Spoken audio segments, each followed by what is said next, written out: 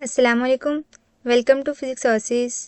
Students, हमने last lecture में देखा कि इंटीग्रल कैलकुलस क्या होता है और उसकी कितनी टाइप्स हमने देखी थी। 3 टाइप्स थी। और जो हमारे पास लाइन इंटीग्रल है, सेकंड सरफेस इंटीग्रल और थर्ड हमारे पास क्या है, वॉल्यूम इंटीग्रल। तो हमने लाइन इंटीग्रल को डिटेल में देख लिया था। आज हम देखेंगे हमारे पास सरफेस इंटीग्रल क्या होता है, जो कि एक बहुत इंपॉर्टेंट है। आप लोग जो है वो डेली लाइफ में फ़्लो बहुत जगह देखते हैं, जैसे पानी पाइपलाइन में फ़्लो करता है, या हवा जो विंडो के थ्रू अंदर आती है, या सनलाइट किसी सरफेस को क्रॉस करती है। सरफेस इंटीग्रल जो होता है वो बेसिकली यही बताता है कि कोई चीज़ जैसे पानी, हवा या एनर्जी एक सरफेस से कितनी अमाउंट में गुजर रही है। फॉर एग्जांपल, ये एक हमारे पास शीट है, ठीक है, और हमने एक फ़ैन ऑन किया हुआ है। अब क्या है कि इधर से हमारे पास हवा आ रही है, एयर के पार्टिकल्स। तो वो कुछ पार्टिकल्स शीट्स पे टकरा रहे हैं, कुछ पार्टिकल शीट्स की साइडों से जो हमारे पास वो गुजर रहे हैं। लेकिन अगर मैं कहूँ कि इसी जो शीट है इसमें हमारे पास एक होल है, ठीक है, एक सुराख है। अब कुछ हवा के पार्टिकल्स, एयर्स के पार्टिकल्स होंगे जो कि वो इस होल में से पास करके दूसरी साइड पे जाएंगे। तो जो सरफेस इंटीग्रल है ना, असल में हमें यही बताता है कि कितनी अमाउंट में, जो एग्जैक्टली कितनी अमाउंट में जो हवा के पार्टिकल इस शीट के थ्रू पास हुए, तो वो हमें कैलकुलेट करता है। इस लेक्चर में हम देखेंगे कि हमारे पास सरफेस इंटीग्रल जो है वो क्या होता है, और इसकी इम्पोर्टेंस, नॉर्मल डायरेक्शन क्यों इम्पोर्टेंट होती है, क्लोज सरफेस पे आउटपुट नॉर्मल क्यों लिया जाता है, या इसका असली फ्लक्स का क्या मतलब होता है। So stay with me and I will explain everything in the simplest possible way. तो स्टूडेंट्स, इमेजिन करिए कि आपके रूम की जो विंडो वो खुली हुई है और जो फ़ैन है ना वो बाहर की तरफ फेस कर रहा है। अब जो हवा है वो पूरी डायरेक्शन में जो है ना वो फैल रही होती है, लेकिन विंडो के फ्रेम जो है ना वो सिर्फ एक स्पेसिफिक सरफेस प्रोवाइड करता है जहाँ से हवा अंदर आ सकती है, ठीक है। कि इसी विंडो, अगर रूम है तो उसमें से विंडो के स्पेसिफिक सरफेस है जहाँ से एयर के पार्टिकल जो है ना वो एंटर हो रहे हैं और हमें इनवर्ड मिल रहे हैं। अगर तो हवा बहुत तेज़ी से आ रही होगी तो इसका क्या मतलब है कि विंडो से जितनी हवा बाहर से ज़्यादा स्पीड के साथ चल रही है तो क्या होगा कि उतने ही उसका फ्लक्स ज़्यादा होगा, और अगर हवा की स्पीड थोड़ी कम होगी तो उसका फ्लक्स उतना ही कम होगा। और अगर हम कहेंगे कि ये विंडो बंद हो जाए, क्लोज है विंडो, तो फिर क्या है कि उसका फ्लक्स ज़ीरो होगा, मतलब कोई भी हवा का पार्टिकल इस विंडो में से नहीं आ रहा। तो सरफेस इंटीग्रल बेसिकली कैलकुलेट करता है कितनी हवा पर सेकंड इस विंडो के थ्रू अंदर आ रही है, यानी flow through a surface is equal to flux, और यही हमारे पास क्या आता है, surface integral. Surface integral is a type of integral where you integrate something over a surface. हम उसको इंटीग्रेट कर रहे होते हैं। एक और अगर हम इसकी एग्जांपल देखें फ्लक्स की या सरफेस इंटीग्रल, क्या कि अगर आपके पास एक नेट है, जिसे हम जाली कहते हैं उर्दू में, ठीक है, वो क्या आती है कि उसमें हमारे पास ब्रीक ब्रीक क्या आते हैं, बॉक्सेस या सुराख बने होते हैं, ठीक है। अब ये नेट है, हमने क्या किया कि इसको लगा दिया, और पानी में हमने इसको जो है ना वो क्या किया कि पानी के सामने हमने इसको रख दिया। अब क्या है कि पीछे हमारे पास पानी है, वो फ्लो कर रहा है, तो वो पानी क्या है कि इन जो हमारे पास सुराख हैं इनके थ्रू क्या करेगा, दूसरी साइड पे पास करेगा। तो अब सरफेस इंटीग्रल क्या होता है कि इसके छोटे छोटे होल में से पानी जो है वो गुजरेगा। अब सरफेस इंटीग्रल हमें बताता है कि टोटल पानी का फ्लो कितना पास हुआ है इन छोटे एरिया पैचेस के डीए से। ये जो छोटे छोटे पैचेस बनाए ये हमारे पास असल में क्या है, डीए है, ठीक है।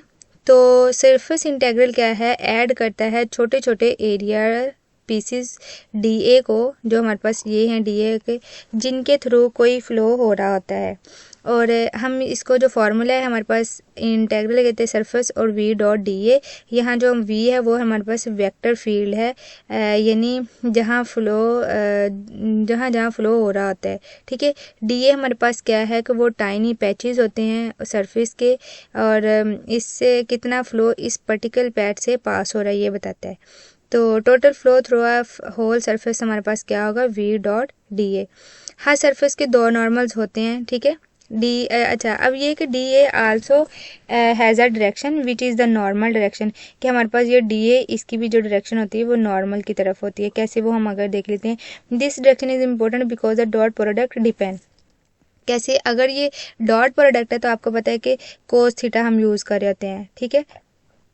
और कोस थीटा है तो अगर हमारे पास क्या होगा, इसकी नॉर्मल डायरेक्शन होगी, मतलब 90 का एंगल होगा तो कोस 90 हमारे पास क्या आता है 0। तो वो इस लिहाज से हमारे पास क्या है, इसकी डायरेक्शन जो है हमारे पास मैटर करती है। ये है, आपको एक डायग्राम से इसको एक्सप्लेन किया हुआ कि ये अगर हमारे पास एक सरफेस पड़ी हुई है, शीट है, तो डीए हमारे पास नॉर्मल हमने आउटवर्ड जो है ना वो उसको किया हुआ है। Every surface has two normal, वो क्या कहता है कि हर सरफेस के दो नॉर्मल्स होते हैं, ऊपर और नीचे की साइड। ठीक है, क्योंकि सरफेस है, एक हमारे पास उसकी ऊपर डायरेक्शन होगी और एक हमारे पास क्या होगी, इसकी नीचे डायरेक्शन होगी। इसीलिए डायरेक्शन इंपॉर्टेंट होती है। अब अगर हमारे पास, अच्छा इससे क्या होगा कि one on each side, so the direction of dA could be chosen in two opposite way. या तो हम ऊपर पॉजिटिव की तरफ जो है वो इसको चूज़ करते हैं, या हम नीचे नेगेटिव की तरफ चूज़ करते हैं। जिससे क्या होगा कि अगर could be chosen to meaning the surface integral could sign के इसके साइन चेंज हो सकते हैं पॉजिटिव और नेगेटिव। राइट साइड पे पॉजिटिव होगा, लेफ्ट साइड पे क्या होगा, नेगेटिव होगा।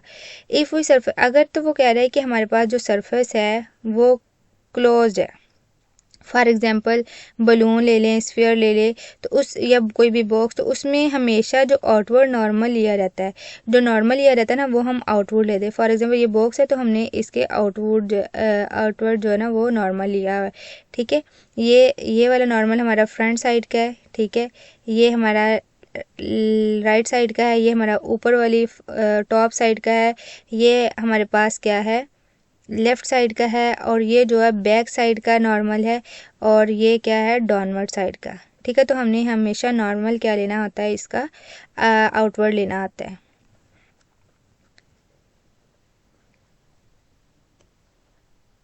तो हमने क्योंकि इसके क्लोज सरफेस के लिए क्या लेते हैं, आउटवर्ड लेते हैं, तो जो कि हमारे पास क्या होता है, पॉजिटिव होता है।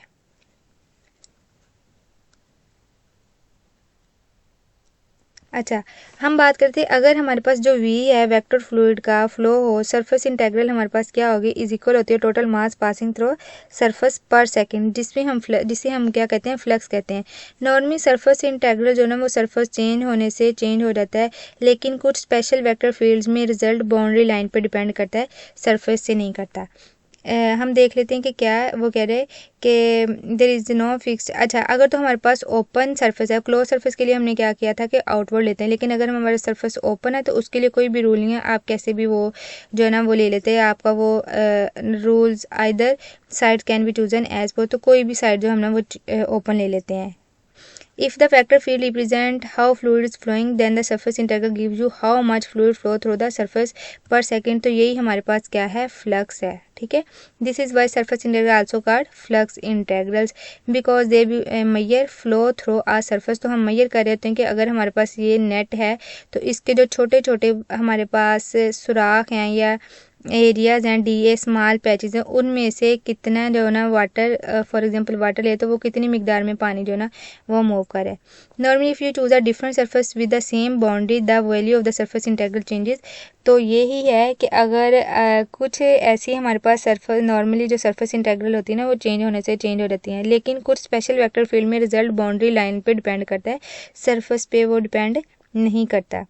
क्यों नहीं करता, हम इसको देखते हैं कि फॉर एग्जांपल नॉर्मली हमारे पास जो सरफेस इंटीग्रल है ना वो सरफेस पर डिपेंड करता है, मसलन सरफेस की शेप पे, उसकी डायरेक्शन पे, उसकी बेंडिंग पे और उसके एरिया पे सब कुछ चेंज हो सकता है। इसलिए अगर आप दो अलग सरफेस लो तो अक्सर आंसर भी अलग आते हैं, लेकिन कुछ स्पेशल वेक्टर फील्ड में आंसर सिर्फ बाउंड्री लाइन पर ही डिपेंड करता है। क्यों, ये तब होता है जब वेक्टर फील्ड कंजर्वेटिव हो। हमने लास्ट भी लेक्चर में पढ़ा था कि हम कंजर्वेटिव फील्ड हमारे पास क्या थी।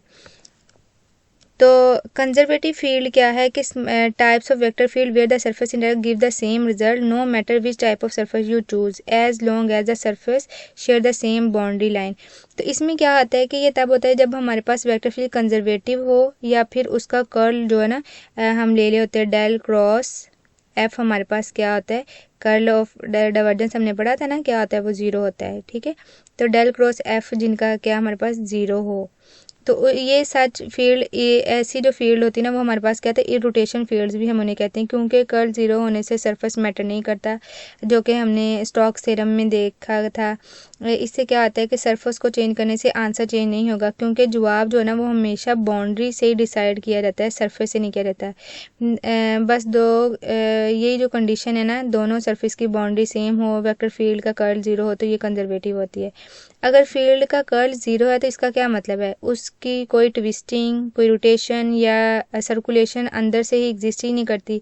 तो जब आप सरफेस चेंज करते हो तो सरफेस का अंदर वाला रोटेशन इफेक्ट ज़ीरो होता है, इसलिए कोई फ़र्क नहीं पड़ता। सिर्फ बाउंड्री के ऊपर सर्कुलेशन इम्पोर्टेंट होती है, जो सरफेस के चेंज से कांस्टेंट रहती है। अगर मैं इसकी एग्जांपल दूं, विजुलाइज करें आप, जैसे एक समंदर के पानी बिल्कुल जो है ना वो स्टैटिक है, मतलब ज़ीरो उसमें करंट है। आप एक सर्कल फ्रेम पानी में डालते हो, चाहे आप उस फ्रेम को सीधा रखो, टिल्ट रखो, या आप उसको कनकेव बना के रखो, कन्वेक्स बना लो, अगर पानी में कोई रोटेशन ही नहीं है तो फिर हर शेप का फ्लो थ्रो सरफेस सेम ही रहेगा, क्योंकि पानी कहीं सर्कुलेट ही नहीं हो रहा। अगर वेक्टर फील्ड का कर्ल ज़ीरो हो तो सरफेस इंटीग्रल बाउंड्री कर्व पर डिपेंड करता है, सरफेस की ज्योमेट्री पर नहीं। तो यही हमें, ये किसकी वजह से हमें स्टोक्स थ्योरम जो है ना वो बताता है। तो क्या है, the value depend only on the boundary, not on the surface itself. तो ये बात थी। अब हम इसके एक एग्जांपल देख लेते हैं मैथमेटिकल। तो हमारे पास क्या है कि उसने हमें एक वी वेक्टर दिया हुआ है, वी ये हमारे पास वेक्टर है ओवर अ 5 साइड्स का, एक्सक्लूडिंग बॉटम। उसने कहा कि हमने इसको एक्सक्लूड कर दिया ऑफ द क्यूब, बस let upward and outward be the positive direction as indicated. उसने बता दिया कि जो उसकी अपवर्ड और आउटवर्ड डायरेक्शन होगी ना वो पॉजिटिव होगी। तो हमारे पास ये भी वेक्टर है। हमने क्या करना है, इसका calculate surface integral total calculate करना है। तो ये हमारे पास एक क्यूब है, ये उसकी फ्रंट साइड है 1, ये उसकी राइट साइड है, ये उसकी हम लगा लेते हैं, ये हमारे पास अपवर्ड साइड है 3, और ये उसकी जो है वो लेफ़्ट साइड है 4, और ये उसकी बैकवर्ड साइड है हमारे पास। ठीक है, अब क्या है कि हमने सबसे पहले हम लेते हैं कि उसका फेस 1 जो हमारे पास है राइट फेस है, जो राइट फेस, इस वाले फेस की हम बात करें, अगर ये वाले फेस की, ठीक है, राइट साइड वाला मैंने ले लिया फेस 1। तो इसमें क्या होगा कि हमारे पास ये किसके लॉन्ग है, वाई के और जी के लॉन्ग है। तो एक्स एक्सिस, ये हमारे पास एक्स एक्सिस है, ये हमारे पास वाई एक्सिस है, और ये हमारे पास क्या है, जी एक्सिस है। अब हमने क्या किया है कि हमने ये वाला लिया, तो आपको पता है कि ये किसके लॉन्ग है, वाई और जी के, और एक्स इधर क्या आ रहा है 0। तो जो इसमें एरिया का एलिमेंट होगा डी ए डी, वो क्या होगा, डी वाई डी जी आई कैप होगा। तो हमें पता है कि हमने फार्मूला इसका पढ़ा है, वी डॉट डी ए हमारे पास होता है। तो क्योंकि हम दो फैक्टर आ रहे हैं इसमें, एक वाई डायरेक्शन है और एक जो कि हमारे पास जी डायरेक्शन है, तो दो इंटेग्रल लेंगे, और उसने बताया भी है कि इसकी जो वैल्यू है ना वो 2 है सारी। ठीक है, 2 वाई की तरफ है, 2 जी की तरफ है, और 2 एक्स की तरफ जो है ना वो उसकी वैल्यू है। और ये कहाँ से स्टार्टर है, 0 से 2 के, उसकी लिमिट जो हमारे पास 0 से 2 है। अब ये था हमारे पास, हम ले रहे हैं एक्स, इसमें 0 है, तो इसमें कौन सी हमारे पास आएगी, एक्स वाली डायरेक्शन हम पॉजिटिव ले रहे हैं, तो इसमें एक्स की वैल्यू क्या आएगी, 2। ठीक है, क्योंकि हम एक्स वाली साइड ले रहे हैं। तो ये हमारे पास अगर 2x जी कैप, तो एक्स की वैल्यू 2 है, तो वो क्या बन जाएगा, 4g बनेगा, 2 2 बार 4, तो वो हमारे पास है 4g dg और dy, ये हमारे पास आ गया। अब पहले हम इसको इनर इंटेग्रल इसका लेते हैं, तो क्या 4g dg, तो क्या आ जाएगा, 4 कांस्टेंट बाहर आ जाएगा, तो g की पावर 1 है, इंटीग्रेट हम करते हैं कि पावर में एक ऐड करते हैं और उसी को नीचे डिवाइड कर देते हैं, तो वो क्या आ जाएगा, g का स्क्वायर बाई 2, और लिमिट हमारे पास 0 2, तो वो हम क्या आ जाएगा, 4 1/2, और 2 जब लिमिट इसमें पुट करेंगे 2 2 का स्क्वायर, तो वो 4 आ जाएगा, ये 2 इसके साथ कैंसिल हो गया 2, और ये जो 4 आ गया, तो वो हमारे पास क्या आ गया, 8 आ गया। अब हम इसका जो इनर है उसको कैलकुलेट करते हैं। उसमें क्या होगा कि हमारे पास ये 8 है तो 8y आ गया। 8 हमारे पास कांस्टेंट है तो सिंपल dy को इंटीग्रेट करेंगे तो वो y आ जाएगा। y लिमिट पुट करेंगे 2 - 0 तो वो 2 आ जाएगा। 8 × 2 तो हमारे पास क्या आ जाएगा 16। ये कौन सी साइड थी हमारी फेस 1 जो कि राइट फेस की हम बात कर रहे थे। अब हम जाते हैं लेफ़्ट फेस की तरफ जिसमें क्या होगा कि हमारे पास अब ये x इधर क्या होगा 0 होगा। ठीक है, लेफ़्ट साइड पे तो उसमें x हमारे पास क्या है 0 है। तो इसका मतलब है जब x 0 है और वही वैल्यू हमारे पास रहेगी, ये है ना हमारे पास। तो जब x 0 है तो सारी वैल्यू क्या आ रहेगी 0। तो इस साइड पे जो हमारे पास टोटल सरफेस इंटेग्रल फ्लक्स है ना वो क्या आ जाएगा 0 हो जाएगा। अब फेस 3 की बात करते हैं। फ्रंट साइड पे जो हमारे पास फेस है, फ्रंट साइड पे जो हमारे पास फेस है उसकी बात करते हैं। उसका क्या है आउटवर्ड है हमारे पास नॉर्मल। तो आउटवर्ड हमारे पास उसका नॉर्मल है तो वो क्या है एक्स डायरेक्शन है। ठीक है, ये वाई है और ऊपर वाली क्या आती है हमारे पास जी। तो इसमें हमारे पास जे कंपोनेंट आएगा x+2 जो कि ऊपर क्वेश्चन में दिया हुआ है। और जो y की वैल्यू क्या आएगी 2 क्योंकि हम y के जे का क्रॉस ले रहे हैं तो उसकी भी वैल्यू क्या है 2। और हम देख लेंगे कि v डॉट डी ए x+2 dx dz ये हमने कंपोनेंट ले लिया। फिर उसके बाद ये क्या कि हमने इसको इंटीग्रेट किया। इंटीग्रेट करेंगे सबसे पहले हम x+2 को तो क्या आएगा x पे लैदा जाएगा और 2 पे लैदा जाएगा। ठीक है, तो क्या आएगा हमारे पास जब x+2 तो वो क्या आएगा 1/2। अरे 1/2 कैसे आएगा कि x की पावर 1 है, 1 उसकी पावर में ऐड हुआ और 1 डिवाइड होगा तो वो 1/2 आ गया इंटू x² प्लस 2x²। जो 2 कांस्टेंट है और dx का सिंपल क्या आ जाएगा x और लिमिट क्या है 0 से 2। तो ये जब लिमिट पुट करेंगे तो हमारे पास इसका आंसर क्या आ जाएगा 6 आ जाएगा। इसी तरह ये था हमने फेज़ 3 का निकाल लिया। अब हम निकालेंगे इसका ये हमने इनर निकाला था इसका 6 आ गया। अब आउटर जब हम इसका निकालेंगे 6 आएगा तो वो 6 डी आ जाएगा। तो आपको पता है 6 कांस्टेंट है और डी को जब इंटीग्रेट तो सिंपल जी आ जाएगा। तो जी की वैल्यू 2 हमने पुट की तो वो हमारे पास क्या आ गया 12 आ गया फेज़ 3 का। अब हम निकालेंगे फेज़ 4 जो कि बैक साइड पे। तो उधर वाई डायरेक्शन क्या होगी वाई का ऑपोजिट 0 होगा। तो ये जब हमारे पास वाई 0 होगा इसका आंसर 12 है तो उसका आंसर बैक साइड पे तो क्या आ जाएगा नेगेटिव आ जाएगा साइन। ठीक है, क्योंकि हमने कहा कि जो हम सिर्फ पॉजिटिव साइड किसको ले रहे हैं उसने क्वेश्चन में मेंशन किया हम आउटवर्ड को और अपवर्ड को पॉजिटिव ले रहे हैं और बैकवर्ड को हम क्या लेंगे बैक साइड को नेगेटिव लेंगे। इस तरह हम जो हमारे पास फेस आ गया 5 वो कौन सा है टॉप पे जो हमारे पास है। ठीक है, उसमें जी की डायरेक्शन क्या होगी 2 होगी, जी की सॉरी वैल्यू क्या होगी 2 होगी और अपवर्ड डायरेक्शन तो वो भी हम क्या लेंगे पॉजिटिव ही लेंगे। जब हम उसको integrate y d x d y हमारे पास ये आ गया। पहले हम d x y d x को कर लेते हैं फिर हम डी वाई को करेंगे तो हमारे पास क्या रहेगा वाई 2y आ गया। 2y को किया तो डी एक्स है ना सिंपल तो उसको क्या कि x आ गया। पहले हम dx को कर लेते हैं और y dy को बाद में करेंगे। जब हमने x को किया तो dx को किया तो सिंपल x आ गया। तो x की लिमिट क्या थी 2 और 0 और जब हमने इसमें लिमिट पुट की थी तो वो क्या आ गई 2। ठीक है, 2 आ गया इसकी जगह तो ये हमारे पास 2 आ गया। फिर 2y dy आ गया और जब हमने 2 कांस्टेंट है y को इंटीग्रेट करेंगे तो y का स्क्वायर बाय 2 आ जाएगा। फिर लिमिट पुट करेंगे तो हमारे पास क्या आएगा आंसर 4। अब हमारे पास टोटल आंसर फेज़ 1 का हमारे पास क्या आया था 16 आंसर आया था। फेज़ 2 का हमारे पास क्या आया था 0। फेज़ 3 का हमारे पास +12 और फेज़ 4 का -12 और फेज़ 5 का आ गया 4। तो हम इनको ऐड करें तो टोटल हमारे पास क्या आ जाता है 20। तो ये 20 जो है टोटल वैल्यू है जो हम एक क्यूब में से टोटल फ्लक्स जो क्या है पास किया है जब हमने इसको क्यूब को सरफेस इंटेग्रल का कैलकुलेट किया। तो ये था हमारे पास सरफेस इंटेग्रल। आई होप कि आपको अच्छे से समझ आ गया होगा। नेक्स्ट हम इसका देखेंगे कि हमारे पास वॉल्यूम इंटेग्रल क्या आता है फिर उसकी एग्जांपल को हम देखेंगे। Thank you.